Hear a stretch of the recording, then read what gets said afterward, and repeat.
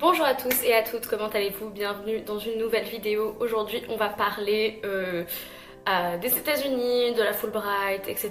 Je vous ai demandé de me poser vos questions sur Instagram et YouTube et c'est ce que vous avez fait. Donc à défaut de faire une espèce de bilan, je pense je ferai à la fin de ce semestre, comme ça fera deux semestres, deux bilans séparés. Je pense que je ferai du coup un bilan en décembre et là je vais juste répondre à quelques questions, des questions quand même qui sont pas mal revenues et que je reçois assez souvent, plus ou moins, donc je me suis dit ouvrons une petite foire aux questions. Petit disclaimer, puisque en fait je fais cette vidéo mais peut-être que vous n'êtes pas au courant, même si quand même j'ai fait plusieurs vidéos que je fais en rapport avec les États-Unis et le fait que je sois aux États-Unis. Juste pour vous replacer dans le contexte, je suis arrivée aux États-Unis le 4 août 2019, je suis ici jusqu'au 11 mai 2020, enfin mon contrat se termine le 11 mai 2020 mais j'ai une période de 1 mois après, donc jusqu'au 11 juin 2020 où je peux rester ici et voyager par exemple ou faire d'autres choses, je ne sais pas ce que je pourrais faire mais voilà. Et donc je suis assistante de français à l'université. J'assiste le département d'études francophones et françaises et donc je suis assistante de français ici au College of Worcester qui est une université en Ohio et l'Ohio c'est le Midwest. Voilà, c'est ce qu'on appelle fly overland. Vous voyez, il y a la côte ouest, la côte est et entre deux il y a rien, bah c'est là où je suis.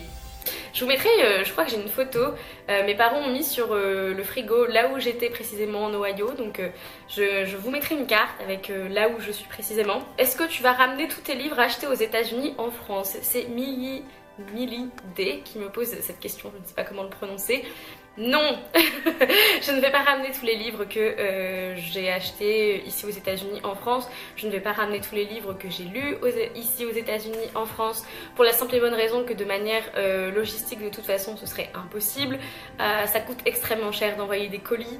J'ai pas envie de dépenser 100 $ ou une connerie comme ça pour envoyer un colis avec 20 livres dedans qui n'équivalent même pas le prix du colis. Je trouve que ça n'a pas d'intérêt pour moi. Après voilà, chacun fait comme il veut. Mais non, et comme vous le savez, j'ai pas vraiment de soucis avec le fait de me séparer de mes livres, c'est-à-dire que il y a un bon turnover, on va dire, dans mes bibliothèques, même en France. Je lis un livre et je le revends, je le donne, je m'en sépare ou alors je le garde si je l'ai vraiment adoré et que c'est juste le meilleur livre de ma vie, je le garde.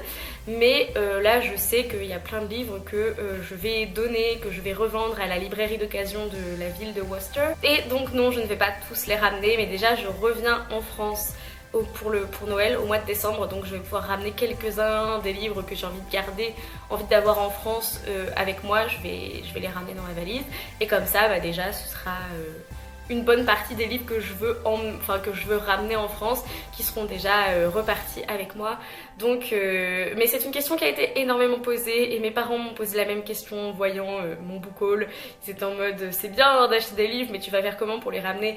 Et j'étais là, t'inquiète pas, j'ai tout prévu. Ok, deuxième question. As-tu d'autres voyages de prévus? De Missy Yanam. Oui. Parce que en fait je n'ai pas sorti de vlog ou de travel diary, pas encore, sur Chicago et Toronto. Je pourrais parce qu'il est monté en fait, il fait 17 minutes quand même. Et donc je pourrais le sortir, je ne sais pas si je vais le faire parce que c'est assez personnel et on voit pas trop ma tête et en fait j'ai oublié de vlogger la plupart du temps et donc c'est juste des images mises bout à bout avec une musique derrière. Donc si vous avez envie de voir ça, ça ne me dérange pas de le partager. Si vous n'avez pas envie, ce que je peux comprendre, il est juste en privé du coup sur ma chaîne. Mais pour l'instant je suis allée à Cleveland, j'ai vu Lansing au Michigan puisque c'était là où j'étais à l'orientation. Je suis allée à Chicago et Toronto pour mon congé d'automne en fait. Je vais à Washington du 11 au 15 décembre. Après c'est pour la Fulbright, mais je compte ça quand même comme un voyage parce que je ne suis jamais allée à Washington. Donc on va quand même visiter un minimum je pense. Et le spring break, le gros projet c'est de faire Los Angeles, San Diego, San Francisco, Las Vegas, le Grand Canyon. Avril-mai, j'aimerais bien passer un long week-end à Boston, ça m'intéresse énormément. Je pense que ça va se faire. Quelque chose qui m'intéresse énormément mais je ne pense pas que ça va se faire, c'est la Nouvelle-Orléans. Je vois pas quand est-ce que j'aurai l'occasion d'y aller, mais j'espère pouvoir. Et sinon peut-être sûrement en deuxième moitié de mai 2020, Montréal et Québec. Donc voilà, ce sont mes projets de voyage. Il est temps de lire me demande dois-tu payer une assurance maladie et le visa. Et je crois qu'il peut être couplé avec une autre question que j'ai eue. Qui est niveau santé, tu as une assurance française qui couvre tout. Dois-tu payer une assurance maladie? Oui et non. C'est-à-dire qu'avec la Fulbright, il y a énormément d'avantages, dont le fait que j'ai la couverture sociale des fonctionnaires américains. Le truc, c'est que ici, même si tu as l'assurance santé des fonctionnaires, ça ne couvre largement pas tout. Et donc ils nous ont demandé d'avoir une assurance complémentaire qui couvrait jusqu'à 500 000 $ de dommages. Donc c'est énorme. Et donc j'ai l'assurance santé des fonctionnaires qui est ASPE. Et j'ai aussi une assurance complémentaire dont je ne me souviens plus le nom. Et du coup j'ai pris l'assurance santé de Chapka qui me couvre du 4 août 2019 jusqu'au 3 juin 2020 pour la modique somme de 486 € pour les 10 mois. Donc ça fait 48 € ça fait 48 € à peu près par mois. Mais il fallait payer en une ou deux fois. Donc voilà, les sous sont déjà partis. Et qui a énormément d'avantages, notamment le fait de si je tombe malade, genre gravement, ou si je suis vraiment à l'hôpital pendant un très long moment, le billet aller-retour est payé pour un des membres de ma famille. S'il y a un décès, malheureusement, dans ma famille, il y a le famille proche je pense, il y a le billet aller-retour qui est payé pour revenir en France. Voilà, il y a ce genre d'avantages, on va dire, et pour les frais de visa, je ne les ai pas payés. Parce que c'est un des autres avantages de la Fulbright, c'est que c'est pris en compte. Mais je sais que ma meilleure amie a payé ses frais, ça devait bien être entre 150 et 250 €. Donc c'est quelque chose qu'il faut savoir quand on part étudier aux États-Unis ou sûrement dans d'autres pays, parce que j'ai une amie qui est partie étudier en Chine et qui a dû aussi payer des frais de visa. Les frais de visa étaient pris en compte par Fulbright. Et c'est pour ça aussi que c'est difficile de donner le coût moyen de mon année avec la Fulbright, puisque énormément de choses sont payées. C'est une bourse très très complète, c'est pour ça que c'est une opportunité assez dingue. C'est-à-dire que je ne paye pas mon logement, je ne paye pas ma nourriture dans le sens où je ne paye pas mon plan, mon meal plan comme ils appellent ici. Donc je peux manger au resto U matin, midi, soir. Ce que je ne fais pas parce que la nourriture n'est pas... Voilà, mon estomac n'est pas hyper heureux avec la nourriture américaine qui est largement plus grasse, plus salée et plus sucrée que la nourriture française. Désolée de vous le dire. Sauf si vous faites vos courses dans un marché bio, si vous allez au marché, ce genre de choses, là il n'y a pas de souci. Si vous faites vous-même votre nourriture et que vous achetez des produits plus ou moins frais, normalement il ne devrait pas y avoir de souci au niveau de trop salé, trop sucré, vous voyez ce que je veux dire. Là c'est des aliments normaux quand même. J'ai eu à avancer un peu de sous pour prendre le billet d'avion. Ensuite ça m'a été remboursé parce qu'avec la Fulbright, le billet d'avion aller-retour est remboursé. Évidemment par contre je veux rentrer à Noël en France, c'est à ma charge. Ça paraît assez logique quand même, voilà, il faut pas pousser. Mais il y a beaucoup de choses qui sont prises en compte et donc mes seules dépenses c'est le loisir et c'est les voyages. Donc j'ai dépensé énormément pour voyager, pour aller à Chicago et Toronto. Mais en même temps, j'ai pas à me préoccuper j'ai pas à me préoccuper du logement, j'ai pas à me préoccuper de la bouffe en général, voilà. Donc c'est difficile pour l'instant de savoir combien vraiment va me coûter cette année. Mais je n'ai pas eu à emprunter pour venir étudier ici. Des personnes qui feraient peut-être pas forcément les mêmes choix que moi, par exemple le fait de ne pas voyager du tout, aurait un budget différent du mien. À quoi ressemble une journée type Nightly Five? Merci de m'avoir posé cette question. Journée type, il n'y a pas de cours, enfin il y a des cours mais c'est très rare avant 9 h. Donc une journée type, ça dépend. Mes journées du lundi, mercredi et vendredi sont plus ou moins les mêmes. C'est-à-dire cours personnel de 9 h à 10 h, assistanat de 10 h à midi, 1 heure de pause pour manger, et ensuite cours personnel à nouveau de 13 h à 14 h et fin de la journée de cours. Voilà. Le jeudi et le mardi c'est cours de 13 h à 14 h 30 et c'est tout. Et après évidemment il y a des activités à faire pour la suite française, il y a des devoirs à faire, ce genre de choses. Donc voilà, c'est pas cool Raoul, je reste dans mon lit à dormir. J'ai trouvé que les universités anglophones de toute façon sont plutôt chill, dans le sens où en France la licence d'anglais on avait quand même 25 ou 30 heures de cours par semaine, alors qu'ici, non quoi. Ici, combien d'heures, je dois avoir 9 heures de cours par semaine, ce qui est quasiment rien. Et j'assiste officiellement 6 heures. Donc voilà, ça me fait déjà seulement 15 heures. Bon, après on rajoute toutes les activités, ça doit déjà faire 20 heures avec les heures de permanence, etc., les heures de bureau. On doit arriver, à la fin de la semaine, on doit être entre 20 heures et 25 heures on va dire, de travail vraiment acharné, sans compter les devoirs, sans compter voilà, le fait d'étudier. Vas-tu faire quelque chose de spécial pour Halloween? Oui. oui. Le département d'études de français et francophone se déguise chaque année avec un costume de groupe. Et cette année, nous serons les 3 mousquetaires. Enfin, nous sommes plus que 3 ou 4 d'ailleurs, nous sommes 5 je crois. Nous serons 5 mousquetaires et le cardinal, je crois. Est-ce que la vie te semble plus chère là-bas? Non. La vie me semble extrêmement peu chère ici. Mais ça vient aussi du fait que je suis dans une toute petite ville du Midwest à Wooster, Ohio. La vie m'a semblé extrêmement chère à Chicago. J'ai dépensé, mais en 4 jours, j'ai dû dépenser 200 $ et pas dans des conneries. Vous voyez, c'était vraiment extrêmement cher et j'étais là genre...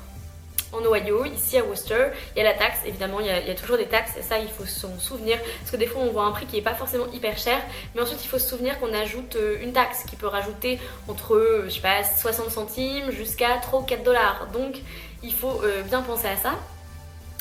Mais non, effectivement c'est une petite ville, donc ici les restos sont pas hyper chers et les parts sont énormes, donc il y a un resto chinois, je prends un plat chez eux, je mange pour 2 repas au moins et c'est 8,50 $, donc 8,50 $ aussi ça fait genre 7 €. C'est pas cher en fait, c'est extrêmement peu cher, surtout quand on fait la conversion du dollar vers l'euro. Le reste de la question c'est est-ce que la vie est plus agréable aux États-Unis qu'en France? C'est une excellente question qui est extrêmement difficile à répondre. Voilà, quel genre de réponse on peut apporter à ça? Je ne sais pas. En termes de temps, parce que pourquoi pas, la Normandie quand même pendant l'automne et après l'hiver devient très grise facilement. Et ici il y a énormément de soleil, énormément de ciel bleu et ça me fait extrêmement plaisir. L'automne est une très belle saison aux États-Unis, donc pour l'instant je m'éclate vraiment en automne. L'été a duré 3 plombes jusqu'à ce que je parte à Chicago. Il y avait encore 30 dans la journée jusqu'à début octobre, genre le 4 octobre quand je suis partie, il y avait 30 et j'étais là genre non mais abusez pas les gars, ça suffit avec ces températures, voilà c'est plus l'été, il faut s'arrêter. Je dirais que la vie n'est pas désagréable, mais pour moi ce qui me pose énormément de problèmes, c'est le fait qu'il n'y a pas de transport public, qu'ils n'insistent pas énormément sur le transport public parce que tout le monde se déplace en voiture. Des fois tu peux être la seule personne à marcher sur un trottoir parce que tout le monde se déplace en voiture et les gens te regardent depuis leur voiture en se disant pourquoi ils marchent, pourquoi cette personne marche du campus jusqu'au centre-ville, c'est 20 minutes à pied, 20 minutes c'est rien. Donc moi je me dis qu'est-ce que je vais faire, je vais marcher. Et je suis l'exception, je peux vous l'assurer, tout le monde prend sa voiture. Les transports en commun, je suis désolée, c'est de la merde. Il n'y a pas de transport en commun en fait, il y a un bus, plus ou moins, une sorte de navette, de truc de transit qui va du campus jusqu'à la zone commerciale où il y a Walmart. Mais les gens sont tellement pas habitués à marcher que tu ne peux pas traverser la zone commerciale en marchant. Tu risques de te faire tuer, sérieusement. Il n'y a pas de passage protégé, donc tu dois attendre la navette pour aller de l'autre côté de la zone commerciale. Même si moi je fais la folle et la thug et je cours, voilà, quand les voitures sont au rouge, etc. Et je cours pour passer d'une zone à l'autre comme ça. Et il faut avoir une voiture pour aller à peu près partout, il faut avoir une voiture pour sortir le week-end en fait, si on veut sortir. Et donc ici on n'a pas de voiture, logique, et du coup on loue une voiture quand on veut sortir de la ville. Mais c'est extrêmement contraignant et donc ça impacte vraiment le fait d'avoir une vie agréable ou non. Et je pense que ce serait différent si j'étais dans une ville avec des transports en commun, si j'étais dans une ville qui était reliée avec le reste du monde, si j'étais à Cleveland où il y a un bus qui va à Toronto, un bus qui va à Chicago, un bus qui va je ne sais où, à Détroit ou ce genre de choses, c'est carrément plus facile pour se déplacer. C'est plus facile pour se déplacer dans la ville aussi, et Cleveland est beaucoup plus grande. Je vis dans une ville, j'habite dans une ville en France où il y a moins de 20 000 habitants, je crois.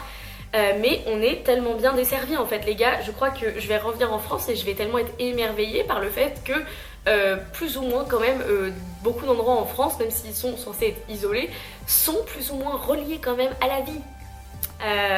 Voilà, à la civilisation, parce que là je peux vous dire que vous arrivez ici, vous pouvez pas repartir. Il y a des aspects qui sont très agréables dans le fait de vivre dans une petite ville aux États-Unis, c'est assez calme quand même, hein, il faut le dire. L'automne est très beau aux États-Unis, je l'ai déjà dit, mais c'est très agréable, les couleurs sont magnifiques.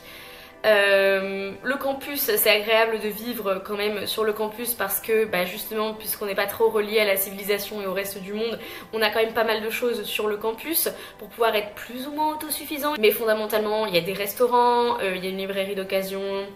Ça me fait énormément penser à petite ville des États-Unis, genre Stars Hollow dans Gilmore Girls. Je suis pas sûre d'être faite pour vivre dans une petite ville américaine et je pense que je serais plus faite pour vivre dans une plus grande ville, pour vivre par exemple, je sais pas, à Chicago ou à Boston, Toronto. J'ai pas mal aimé la taille de Toronto. Donc voilà, je découvre que je ne suis peut-être pas faite pour la campagne américaine. Et je pense que tout le monde n'est pas fait pour ça. Je pense que ça irait très bien pour certaines personnes qui aimeraient énormément vivre dans une ville plus calme. Je sais qu'il y a des personnes, des profs qui vivaient à New York quand ils étaient jeunes, quand ils faisaient leurs études, quand ils n'avaient pas d'enfants. Et ensuite ils ont déménagé ici dans le Midwest en Ohio quand ils ont eu des enfants pour leurs enfants, justement pour qu'ils aient une enfance peut-être moins turbulente. Ce qui se passe aussi à Paris, hein, les gens déménagent de Paris souvent, des fois quand ils font des enfants, pour avoir un rythme de vie un peu plus cool peut-être. Alors là effectivement le rythme de vie est extrêmement calme. Je fais par rapport à moi, si je trouve la vie agréable ou non. Évidemment je ne sais pas par rapport aux autres. Il y a énormément d'extrêmes aux États-Unis, voilà, de disparités sociales, économiques, vous le savez, tout le monde le sait, et ça se ressent aussi ici. Toutes les personnes qui sont affiliées plus ou moins avec l'université ne sont pas pauvres, hein, vivent confortablement et peuvent payer une assurance santé ou ce genre de choses. Et on sort du campus. Et on va par exemple dans un fast-food genre Wendy's, ce genre de choses, et on voit des personnes qui n'ont pas les moyens de changer leurs chaussures, et on voit des personnes jeunes qui travaillent à Wendy's et qui sourient, et on voit que leurs dents tombent et que leurs dents sont noires, etc. parce qu'ils n'ont pas les moyens de se payer des soins dentaires.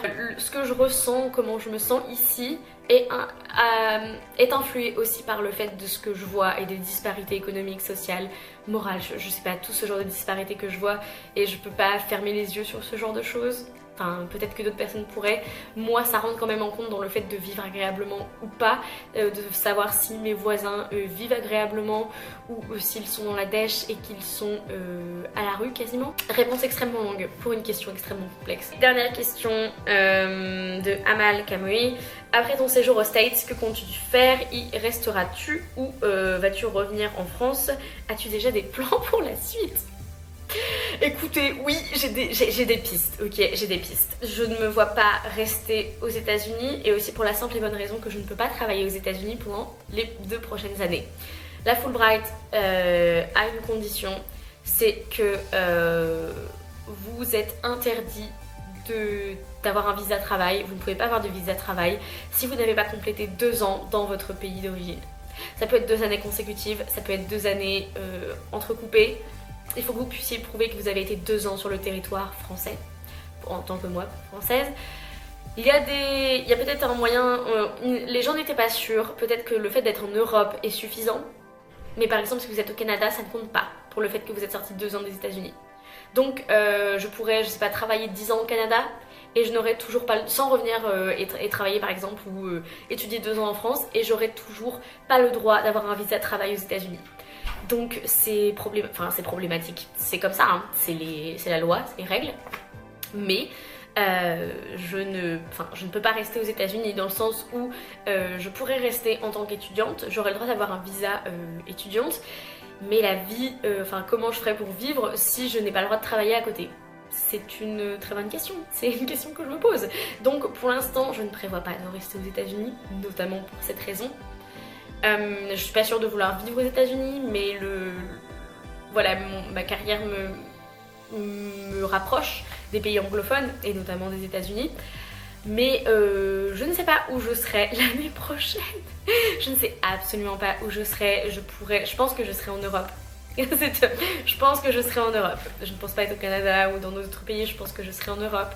Mais le fait du Brexit, je ne sais pas si je pourrais par exemple être en Écosse ou en Angleterre.